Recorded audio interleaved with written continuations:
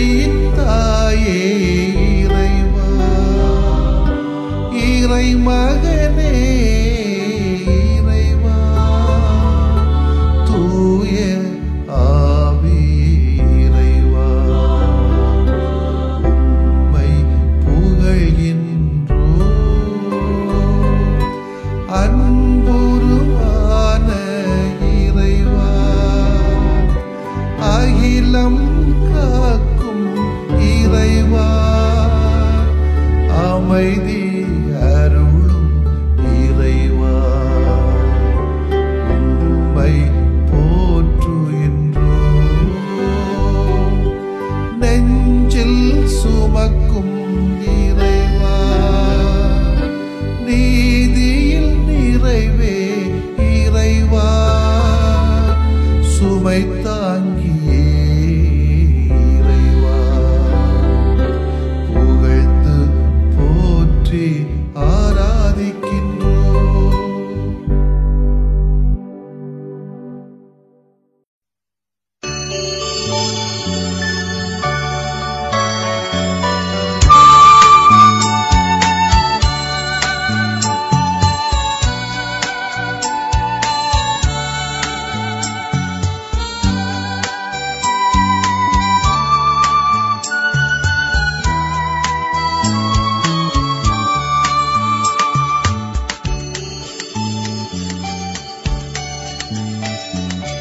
உறவாக உணர்வாக உடன் வாழும் என் இயேசுவே,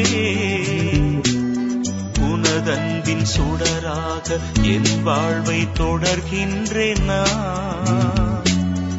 உறவாக உணர்வாக உடன் வாழும் என் இயேசுவே, உனதன்பின் சுடராக என் வாழ்வை தொடர்கின்றேன் நான்.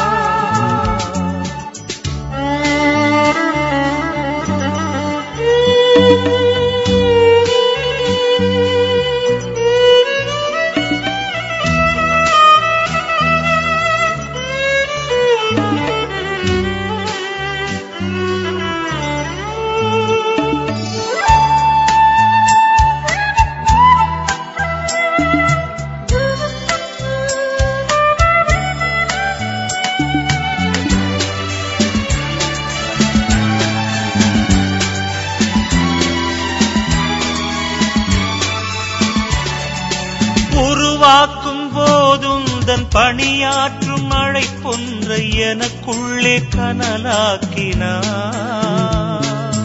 லாலா லலா லாலா லாலா லாலா லலா லாலா லாலா லாலா லலா லாலா லாலா லாலா லலா லாலா.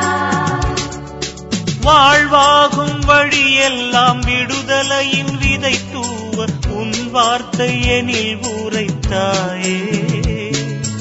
லட்சியத்தின் வாழ்வின் இலக்கணமே நீதான், அதற்காக என்னை நானும் தருகின்ற தீதான். உனதாற்றல் நான் கேட்கிறேன், உனதாற்றல் நான் கேட்கிறேன். உறவாக உணர்வாக உடன் வாழும் என் இயேசுவே, உனதன்பின் சுடராக என் வாழ்வை தொடர்கின்றேன் நான். உறவாக உணர்வாக உடன் வாழும் என் இயேசுவே, உனதன்பின் சுடராக என் வாழ்வை தொடர்கின்றேன் நான்.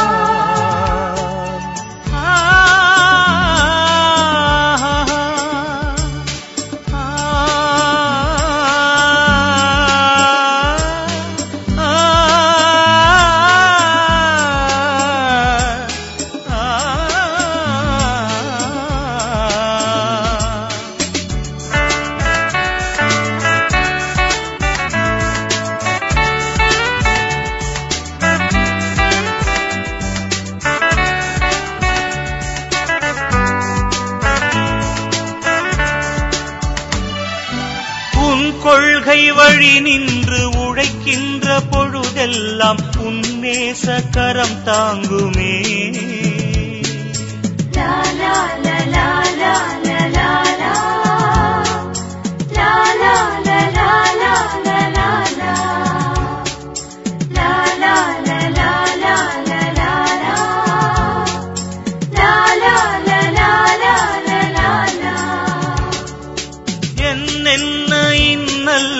எழுந்தாலும் தடையல்ல உனை நம்பும் என் வாழ்விலே. இழக்கின்ற வாழ்வின் விடைதான் உன் சொந்தம், இறந்தாலும் இரவாது நிலையான பந்தம். உனதாற்றல் நான் கேட்கிறேன், உனதாற்றல் நான் கேட்கிறேன். உறவாக உணர்வாக உடன் வாழும் என் இயேசுவே, உனதன்பின் சுடராக என் வாழ்வை தொடர்கின்றேன் நான். உறவாக உணர்வாக உடன் வாழும் என் இயேசுவே, உனதன்பின் சுடராக என் வாழ்வை தொடர்கின்றேன் நான். லூக்கா நற்செய்தி அலகு 9 இறை சொற்றொடர்கள் 22 முதல் 25 வரையிலானவைகள். அக்காலத்தில் இயேசு தம் சீடரை நோக்கி, மானிட மகன் பலவாறு துன்பப்படவும் மூப்பர்கள், தலைமை குருக்கள், மறைநூல் அறிஞர் ஆகியோரால் உதறி தள்ளப்பட்டு கொலை செய்யப்படவும் 3ஆம் நாளில் உயிருடன் எழுப்பப்படவும் வேண்டும் என்று சொன்னார். பின்பு அவர் அனைவரையும் நோக்கி கூறியது, என்னை பின்பற்ற விரும்பும் எவரும் தன்னலம் துறந்து தம் சிலுவையை நாள்தோறும் தூக்கி கொண்டு என்னை பின்பற்றட்டும். ஏனெனில் தம் உயிரை காத்துக்கொள்ள விரும்பும் எவரும் அதை இழந்து விடுவார். என் பொருட்டு தமது உயிரை இழக்கும் எவரும் அதை காத்துக்கொள்வார். ஒருவர் உலகம் முழுவதையும் தமதாக்கிக் கொண்டாலும் வாழ்வையை இழப்பாரெனில் அவருக்கு கிடைக்கும் பயன் என்ன? ஆண்டவரின் அருள்வாக்கு. இறைவா உமக்கு நன்றி. கிறிஸ்து இயேசுவில் பிரியமுள்ள சகோதரிகளே, சகோதரர்களே, இந்த ஆண்டு தவக்காலத்தின் 2வது நாளிலே இருக்கிறோம். பல்வேறு ஜப தவ தான முயற்சிகளில் ஈடுபடுகிற உங்கள் யாவருக்கும் என்னுடைய இறை வேண்டல்களையும் வாழ்த்துக்களையும் தெரிவித்துக் கொள்கிறேன். இந்த சமுதாயத்திலே ஒரு சில அறிவிப்புகள் மகிழ்ச்சியை தரும், அதே வேளையில் ஒரு சில அறிவிப்புகள் துன்பத்தையும் தரும். இப்ப தவக்காலம் வந்ததும் ஒரு அறிவிப்பு தான். ஒரு சில பேருக்கு அது சந்தோஷமா இருக்கும், ஒரு சில பேருக்கு சங்கடமா தான் இருக்கும். நாளை முதல் பள்ளிகளுக்கு 3 நாட்கள் விடுமுறை என்று கல்வித்துறை அமைச்சர் அறிவித்தால் குழந்தைகளுக்கு மகிழ்ச்சி, ஆனால் அது பெற்றோருக்கு கவலை. பேனா வைக்கும் திட்டம் கைவிடப்பட்டு அதற்கான பணத்தினை வீட்டு நல வாரியம் வழியாக வீடில்லாத மக்களுக்கு வீடு கட்டி தரப்படும் என்று சொன்னார். பாமர மக்களுக்கு மகிழ்ச்சி தானே, ஆனால் திமுகவினருக்கு அது கவலையாகத்தான் இருக்கும். தமிழ்நாட்டின் வேலைவாய்ப்பு திட்டம் தமிழருக்கே என்று அரசு அறிவிப்பு கொடுத்தால் இளையோருக்கு மட்டற்ற மகிழ்ச்சி. இன்னொரு புறம் இனி ரேஷன் கார்டு வழியாக கொடுக்கப்படுகிற இலவச அரிசிக்கு விலை நிர்ணயிக்கப்படும் என்று அறிவிப்பு வந்தால் மக்களுக்கு அது துன்பம்தான். காற்றழுத்த தாழ்வு நிலை காரணமாக கடற்கரையோர மக்கள் மறு அறிவிப்பு வரை மீன்பிடிக்க செல்லக்கூடாது என்று மீன்வளத்துறை அறிவிப்பு கொடுத்தால் மீனவ மக்களுக்கு துன்பம்தான், கஷ்டம்தான், வேதனைதான். இப்படி ஒரு சில அறிவிப்புகள் துன்பத்தினை கொடுக்கிறது. அத்தகைய ஒரு அறிவிப்பினைத்தான் இன்றைய வாசிக்கப்பட்ட இறை வாசகத்திலே நாம் காண்கிறோம். இறைமகன் இயேசுவின் அறிவிப்பு துன்பத்தினை கொடுக்கிறது. சீடத்துவ வாழ்வு துன்பகரமானது என்பதை சொல்லுகிற பொழுது எல்லா கிறிஸ்தவர்களுக்கும் சீடர்களுக்கும் அது கொடுமைதான், துன்பம்தான். ஏனென்றால் சாவு என்பது கொடூரமான ஒன்றாக இருக்கிறது. இது முடிவான வாழ்வு என்று மக்கள் எண்ணினார்கள். ஆனால் புனித அகஸ்தீனார் கூறுவார், இறப்பு என்பது துன்பமல்ல, முடிவல்ல, மாறாக விண்ணக வாழ்வின் பிறப்பிடம். மக்கள் எதற்காக அஞ்சுகிறார்கள் என்றால், இயேசு சென்ற இடங்களிலெல்லாம் புதுமைகள் செய்தாரே, ரோமை பேரரசு மக்கள் மீது அநியாயமான வரி விதித்தது, இயேசு அவர்களை எதிர்த்தார். அது மட்டுமில்லாமல் மக்கள் உணவின்றி தவித்த பொழுது பலுகி பெருகி மக்களுக்கு உணவளித்தார். இத்தகைய காரணங்களால் அவரை எப்படியாவது அரசராக்கி விட வேண்டும் என்று எண்ணுகிறார்கள். அத்தகைய தருணத்தில் இயேசு இறப்பை பற்றி அறிவித்தது அவர்களால் ஏற்றுக்கொள்ள முடியவில்லை. இன்னைக்கு ஒரு ஆளை கூப்பிட்டு, நீ ஒரு பங்குக்கு பங்கு சாமியார போற, ஒரு மறை மாவட்டத்துக்கு ஆயரா போற, அல்ல ஒரு தமிழ்நாட்டுக்கு முதலமைச்சராக போற, இந்திய நாட்டுக்கு ஒரு பிரதமராக போறேன்னு சொன்னா என்ன சந்தோஷமா இருக்கும் இல்லையா? அதே போலத்தான் அதே வேளையிலே தகுதியானவர்களுக்கு அந்த அறிவிப்பு வராது. இன்று நம்முடைய வாழ்வில் அதே அறிவிப்பினை தான் இயேசு நமக்கு தருகிறார். நாம் அந்த அறிவிப்பை நமது வாழ்வாக்கு பார்க்கின்ற பொழுது சில சோகங்களை, துன்பங்களை, இழப்புகளை நாம் சந்தித்துதான் ஆக வேண்டியிருக்கிறது. எல்லா உயர்வான புண்ணியங்களின் பின்னால் சுய தியாகம் என்றொரு காரியம் இருக்கிறது என்று வில்லியம் சொல்லுவார். நற்செய்தி மதிப்பீடுகளுக்கு குறுக்காக வேறு எதுவும் வரக்கூடாது என்பதை நாம் அறிந்திருக்கிறோம் என்று சொன்னால் அதற்காக நம்ம தியாகம் செய்ய வேண்டியிருக்கும். இந்த தவ காலங்கள்ல ஏதேனும் ஒரு தியாகத்தை செய்ய முடியுமா என்று யோசித்து பார்ப்போம். வழக்கமா முட்டை சாப்பிட்றதில்ல, மீன் சாப்பிட்றதில்ல, இறைச்சி சாப்பிட்றதில்ல, பூ வைக்கிறதில்ல, செருப்பு போடுறதில்ல, இவன் குடும்ப உறவுகளுக்குள்ள நடத்துறதுலாம் சில தீர்மானங்களை தவ காலத்துல செய்யறாங்க. அது ஒரு பக்கம் இருக்கட்டும். இன்னொரு பக்கம் ஜெபமாலை, ஜெபம், திருப்பயணம். இதுல வேடிக்கை என்ன அப்படின்னா, திருப்பயணத்துக்கு சுற்றுலா தலங்களுக்கும் போறாங்க. இப்ப எந்த அளவுக்கு திருப்பயணம் தெருப்பயணமாக மாறுது பாருங்க. சுற்றுலா தலங்களுக்கு திருப்பயணம். இது கொஞ்சம் வேடிக்கையா தான் இருக்குது. இதுல என்ன இழப்பு இருக்கிறது? ஒண்ணுமில்ல. கொஞ்சம் சிந்திப்போம். ஏதோ தவக்கால வந்துட்டு இதை செய்தாகணும்ங்கிறதுக்காக அல்ல. கொஞ்சம் இதயத்தை கொஞ்சம் சுத்தப்படுத்தி, உறவுகளையும் கொஞ்சம் சுத்தப்படுத்தி, திருத்தந்தை சொல்வது போல நம்முடைய வாழ்க்கை முறைகளை, உறவு முறைகளை கொஞ்சம் ஆலோசி பார்த்து, சண்டை போட்டவங்க, இந்த உறவு முறிஞ்சிருக்கிறவங்க சந்தித்து பேசி உறவாடி உணவருந்தி, அது இருந்தாலே தவக்காலம் நியாயமான ஒண்ணு. அதிலே பல தியாகங்கள் இருக்கிறது. கொஞ்சம் வேணும் இந்த காரியங்களிலே ஈடுபட முயற்சி எடுப்போம். வழக்கமான மரபு காரியங்களை கொஞ்சம் தவிர்த்து விட்டு இதில் ஈடுபடுவோம். ஆமென். மன்றாடுவோமாக. நிறைவின் நாயகனாம் இயேசுவே, ஆண்டவரே உம்மை போற்றுகிறோம். எமது சீடராக விளங்க எம்மையை நாங்கள் மறுக்க வேண்டும், இழக்க வேண்டும் என்று உமது அழைப்பிற்காக நாங்கள் உமக்கு நன்றி செலுத்துகிறோம். அதற்காக முன்வரவும் நாங்கள் தயாராக இருக்கிறோம்.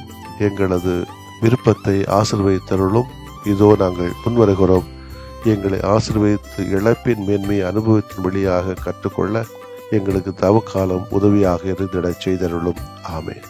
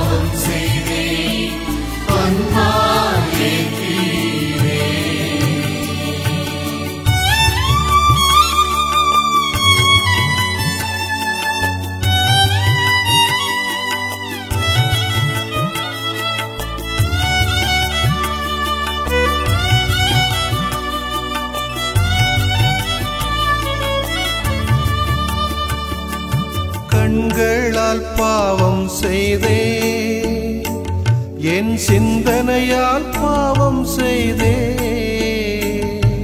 சொற்களால் பாவம் செய்தேன், என் செயல்களால் பாவம் செய்தேன்.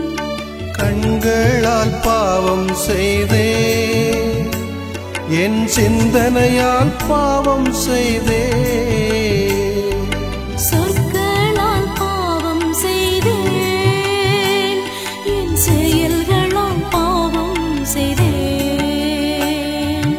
அன்பான இறைவா, பாவம் செய்தேன், அன்பாய் மன்னிப்பீரே. அன்பின் மானிடரே, பாவம் செய்தேன், அன்பாய் ஏற்பீரே.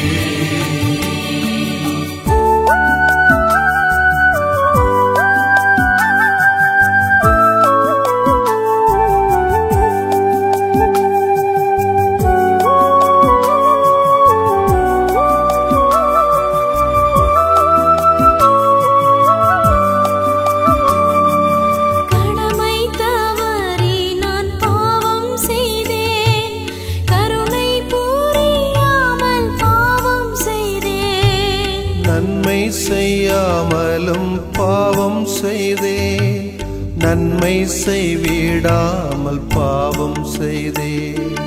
கடமை தவறி நான் பாவம் செய்தேன், கருணை புரியாமல் பாவம் செய்தேன். நன்மை செய்யாமலும் பாவம் செய்தேன், நன்மை செய்விடாமல் பாவம் செய்தேன்.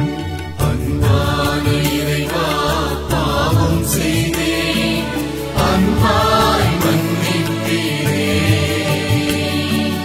அன்பின் மானிடரை பாவம் செய்தேன், அன்பாய் ஏற்றீரே.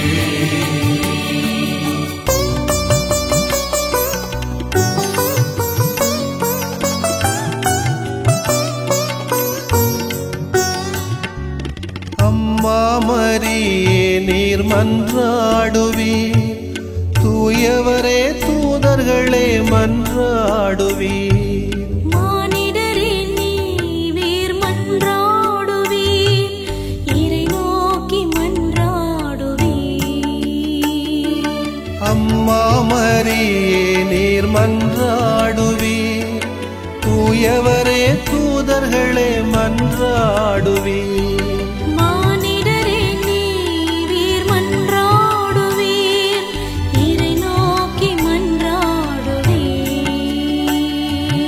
அன்பான இறைவா பாவம் செய்தேன், அன்பாய் மன்னிப்பீரே. அன்பின் மானிடரை பாவம் செய்தேன், அன்பாய் ஏற்றீரே.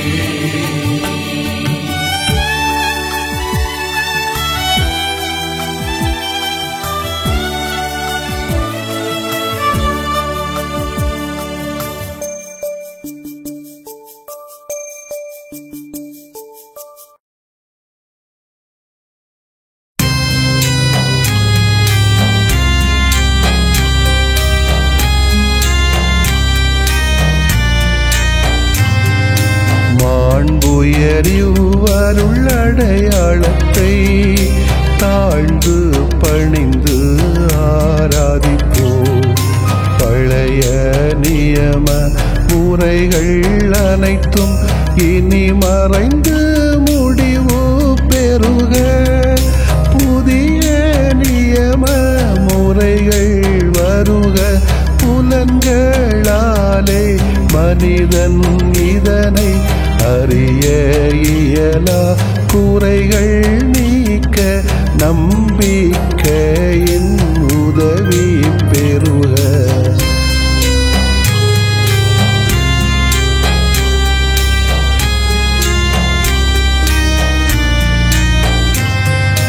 தந்தை அவர்க்கும் மகன் அவர்க்கும் புகழ்ச்சியோடு வெற்றியாக்கும்.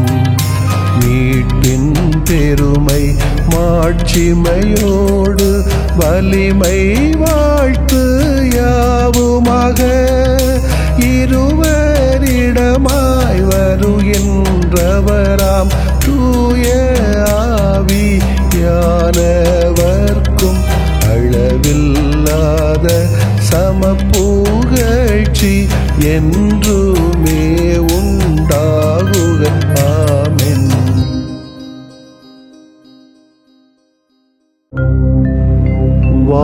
வானின்று அவர்களுக்கு அப்பமளித்தீரே, இனிமையெல்லாம் தன்னகத்தில் கொண்ட அப்பம் இதுவே. மன்றாடுவோமாக. இறைவா, இந்த வியப்புக்குரிய அல்வடையாளத்திலே உம்முடைய பாடுகளின் நினைவை எங்களுக்கு விட்டு சென்றீ. உம் திருவுடல் திருநத்தமாகியவற்றின் தூய மறைவருளை வணங்கும் நாங்கள் உமது மீட்பின் பயனை இடைவிடாமல் துய்த்து உணர்ந்து மகிழ அருள்வீராக. தந்தையாகிய இறைவனோடும் தூய தூய ஆவியாரின் ஒன்றிப்பில் இறைவனா என்றென்றும் வாழ்ந்து ஆட்சி செய்த உம்மை மன்றாடுகிறோம்.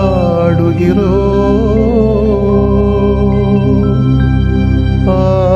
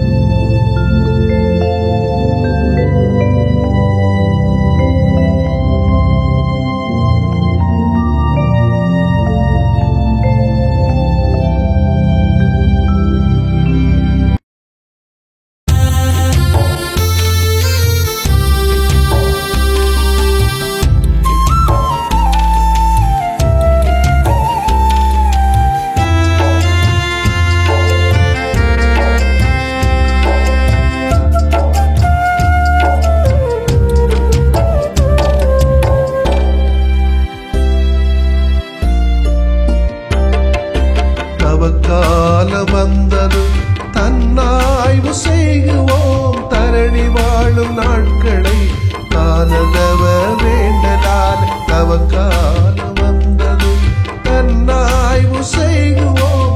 தரணி வாழும் நாட்களை காணதவ வேண்டலால். தவக்காலம் தவக்காலம் தன்னை உணரும் திருக்காலம். தவக்காலம் தவக்காலம் தன்னை மாற்றும் அருட்காலம்.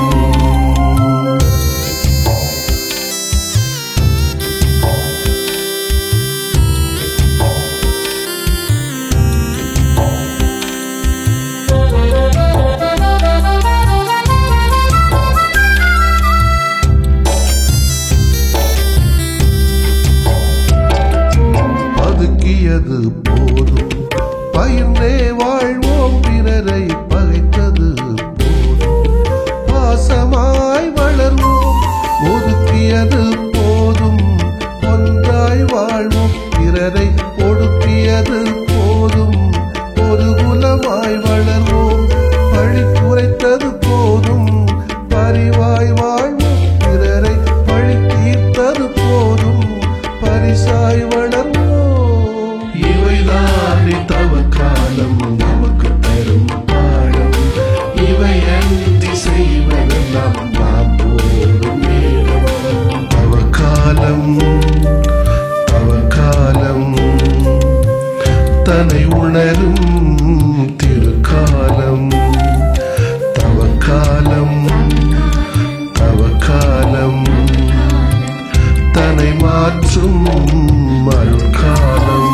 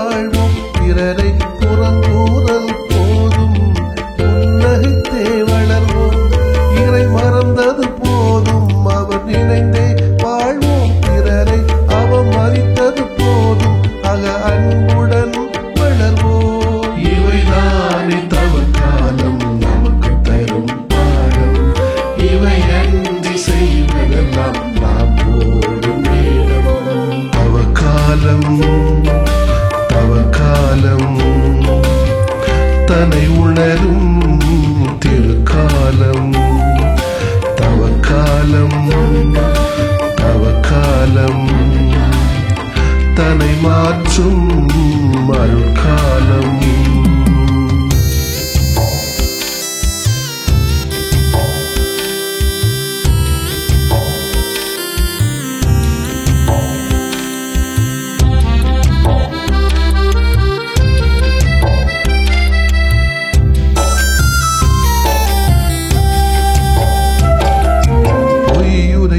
போதும் நெறியில் வாழ்வோம் பிறரை ஏமாற்றியது போதும் எல்லாருக்காய் வளர்வோம் இறுக்கங்கள் போதும் இணக்கமாய் வாழ்வோம் பிறரை வருத்தியது போதும் அரவணைத்து வளர்வோம் புவி கொண்டது போதும் இயற்கையோடு வாழ்வோம் பிறரை பிரித்தாண்டது போதும் புரிதலோடு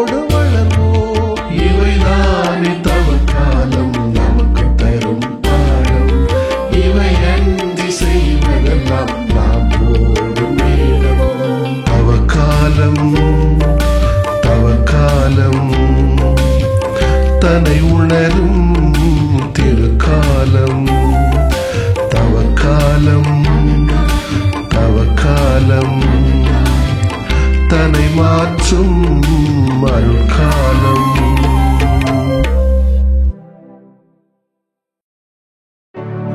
நிலையான புகழுக்குரிய தூய இறை நன்மைக்கு எல்லா காலம் தொழுகையும் புகழும் போற்றியும் ஆட்சிமையும் உண்டாக கடவது